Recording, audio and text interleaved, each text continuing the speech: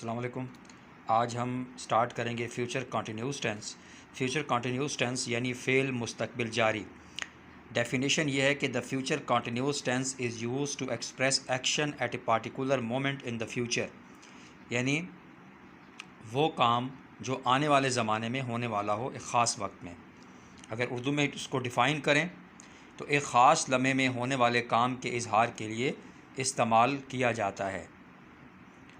अब इसमें जो इसकी पहचान है उर्दू में, वो उर्दू फ़िक्रात के आखिर में रहा होगा, रहे होंगे, रही होगी वगैरह, यानी अगर उर्दू के जुमलों के आखिर में रहा होगा, रहे होंगे, रही होगी वगैरह वगैरह, तो इन तरह के जुमले जो होते हैं वो किसकी एग्ज़ाम्पल हैं? फ्यूचर कंटिन्यूअस टेंस, यानी फ़ेल मुस्तकबिल जारी, ऐसा काम जो मुस्तकबिल में जारी हो। अब अगर हम मिसालों की बात करें, जैसे मैं पढ़ रहा हूँगा, वो सो रहा होगा, तुम ख़त लिख रहे होगे, तो इन तीनों मिसालों में आप देखें आखिर में रहा हूँगा, रहा होगा, रहे होंगे, तीनों मिसालों में हमारे पास क्या मौजूद है? यानी रहा होगा, रहे होंगे, तो ये किसकी एग्जाम्पल हो गई? फ्यूचर कंटिन्यू, यानी फ़ेल मुस्तकबिल जारी। अब हम बात करेंगे कि जब टेंस बनाते हुए, सेंटेंस बनाते हुए हेल्पिंग वर्ब कौन से इस्तेमाल होंगे। जैसे हमने देखा था फ्यूचर इंडेफिनिट टेंस के अंदर, फ्यूचर इंडेफिनिट टेंस में क्या था कि हमारे पास आई के साथ शैल, वी के साथ शैल, ही, शी, इट वगैरह के साथ विल। इसी तरह फ्यूचर कंटिन्यूस टेंस के अंदर हमने क्या लगाना है? आई और वी के साथ shall be, I shall be, we shall be, और ही, शी, इट वगैरह के साथ क्या होगा? He will be, she will be. अब फॉर्म ऑफ द वर्ब जो है इसमें कौन सी इस्तेमाल होगी? First form of the verb इस्तेमाल होगी और प्लस ING, यानी फ़र्स्ट फॉर्म लगेगी और उसके साथ ING लगेगा। स्ट्रक्चर बनावट कैसे होगी? बनाने का कुलिया क्या होगा कि सब्जेक्ट लिखना है पहले, जैसे for example I, helping verb will be, shall be. अब आई है तो कौन सा लगेगा जी? इसमें shall be, I shall be, first form of the verb, ठीक है। I shall be play, ING, playing cricket, object cricket. तो इस तरह आपने इसके जुमले जो हैं वो बनाने हैं। अब हम देखते हैं इसमें पॉजिटिव सेंटेंसेस, जैसे हमारे पास मौजूद है the water will be boiling, subject, helping verb और यहाँ पर ये बॉइलिंग। अब इसमें जो है ये सिंपल सेंटेंस है, यानी इसमें ऑब्जेक्ट नहीं है। पानी उबल रहा होगा, the water will be boiling, सही है।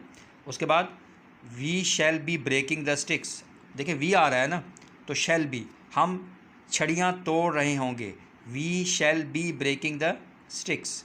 अगर ये फ्यूचर इंडेफिनिट होता है जो हम पिछले वीडियो में पढ़ चुके हैं, we shall break the sticks, हम छड़ियाँ तोड़ेंगे, लेकिन ये कि हम छड़ियाँ तोड़ रहे होंगे, we shall be breaking the sticks. उसके बाद हमारे पास है he will be flying the kite, वो पतंग उड़ा रहा होगा। देखिए ही आ रहा है तो ही के साथ विल, और क्योंकि फ्यूचर कंटिन्यूअस टेंस है, फेल मुस्तकबिल जारी है, तो ही will be flying the kite, वो पतंग उड़ा रहा होगा। नेक्स्ट हमारे पास है हम चाय बना रहे होंगे, हम वी बना रहे होंगे, तो शैल बी प्रिपेयरिंग टी, ठीक है। Prepare first of the verb है, ING, और उसके बाद ऑब्जेक्ट है, सब्जेक्ट है हमारे पास। उसके बाद हेल्पिंग वर्ब है, फिर क्या है? First form of the verb, साथ ING आ रहा है और object, we shall be preparing the tea, हम चाय बना रहे होंगे। नेक्स्ट अगर इनको हम नेगेटिव में कन्वर्ट करें तो इतना मुश्किल नहीं है। जैसे वो हमला नहीं कर रहा होगा, he will not be attacking, वो हमला नहीं कर रहा होगा, he will not be attacking, sorry, he आ रहा है तो विल आएगा। अगर मैं हमला नहीं कर रहा हूँगा तो आई शैल नॉट बी अटैकिंग। इसमें कोई change, first form of the verb भी आएगी और ING भी लगेगा इसमें। अब हम चलते हैं नेक्स्ट सेंटेंस की तरफ। शेरी नहीं खेल रहा होगा, शेरी विल नॉट बी प्लेइंग, ठीक है। शेरी नहीं खेल रहा होगा, शेरी विल नॉट बी प्लेइंग। तो नेगेटिव जुमलों में हम विल और शैल के साथ क्या लगा देते हैं? नॉट लगा देते हैं और बी बाद में, जैसे विल और बी के दरमियान में नॉट आएगा, ठीक है। ही विल बी अटैकिंग, वो हमला कर रहा होगा, he will not be attacking, वो हमला नहीं कर रहा होगा। शेरी विल नॉट बी प्लेइंग, शेरी नहीं खेल रहा होगा। अब हम चलते हैं इंटरोगेटिव सेंटेंस यानी सवालिया जुमले कैसे बनाते हैं। इंटरोगेटिव सेंटेंसेस, पहला है क्या तुम किताबें ला रहे होगे, ठीक है, तुम किताबें ला रहे होगे, you will be bringing the books. लेकिन क्या तुम किताबें ला रहे होगे, विल यू बी, यानी विल जो है वो पहले आ जाएगा। हमेशा क्वेश्चन फ्यूचर डेफिनेट में भी यही था कि विल पहले आ जाता था, शैल भी पहले आ जाता था। तो इसमें भी यही है कि क्या तुम किताबें ला रहे होगे, will you be bringing the books, क्या तुम किताबें ला रहे होगे।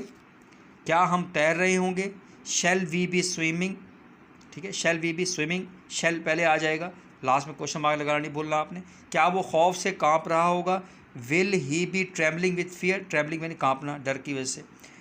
क्या वो खौफ से कांप रहा होगा, will he be trembling with fear, last में क्वेश्चन मार्क। तो इस तरीके से आपने फ्यूचर कंटिन्यूस टेंस को पहचान कैसे करनी कि आखिर में रहा होगा, रहे होंगे, और उसके बाद जो है इसमें helping verb shall be, will be use होगा।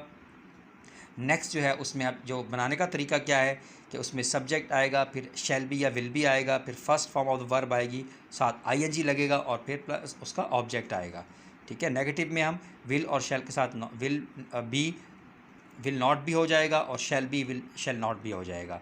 क्वेश्चन बनाते हुए आपने विल और शैल को जो है वो पहले लिखना है और आखिर में क्वेश्चन मार्क लगाना है। तो इस तरीके से आपने 10 जुमले एटलीस्ट जो है वो मैं हर वीडियो में बताता हूँ, आपने 10 जुमले जो है वो बनाने हैं, उनकी ट्रांसलेट करना है, उर्दू में पहले लिखने हैं, कहीं से भी कोई जुमले ग्रामर से ले लें, ख़ुद उनको ट्रांसलेट करें, फ्यूचर कंटिन्यूस टेंस की एक्सरसाइज निकाल के ख़ुद उसको ट्रांसलेट करें।